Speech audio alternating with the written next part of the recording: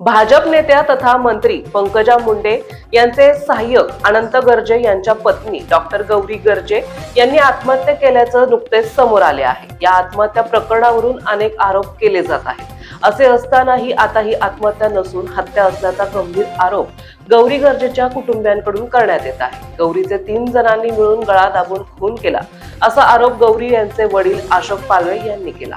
Doctor Gauri Garje यांनी आत्महत्या केल्याचे प्राथमिकरित्या समोर आले आहे। मात्र आता कुटुंबियांकडून आरोप केला जात आहे, त्यामुळे पोलिसांकडूनही त्या दृष्टीने तपास केला जात आहे।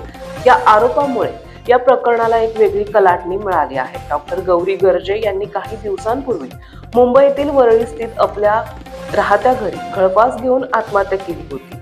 या प्रकरणी पोलिसांनी त्यांचे पती अनंत गर्जे यांना अटक केली आहे।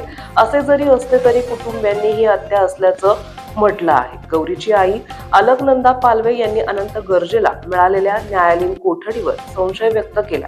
आरोपी अनंतला या प्रकरणात एवढ्या लवकर न्यायालयीन कोठडी देण्याची गरज नव्हती, कारण गौरी आत्महत्या करणारी मुलगी नव्हती, ती खंबीर तरुणी होती।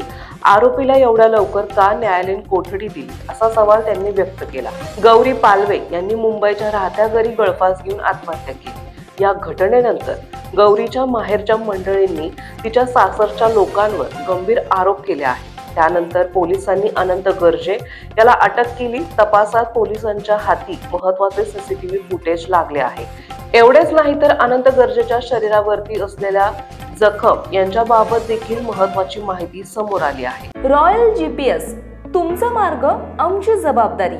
जीपीएसचे फायदे: गाडी मोबाईलवर लाईव्ह ट्रॅक करता येते, गाडीचा स्पीड किती आहे ते समजते, गाडी चोरीला गेल्यास आपल्याला मोबाईलवरून गाडी बंद करता येते, मागील 90 दिवसांचा डेटा चेक करता येतो, जीपीएस वर 12 महिन्यांची गॅरंटी, एकापेक्षा अनेक लोकांना वापरता येईल असे सॉफ्टवेअर, जीपीएसच्या माध्यमातून रोडवरील असलेले ट्रॅफिक समजते, स्कूल बस तसेच ट्रॅव्हल्स मध्ये सीसीटीव्ही कॅमेरे बसवून मिळतील, जाणार नाही गाडी चोरीला, फक्त एक कॉल करा।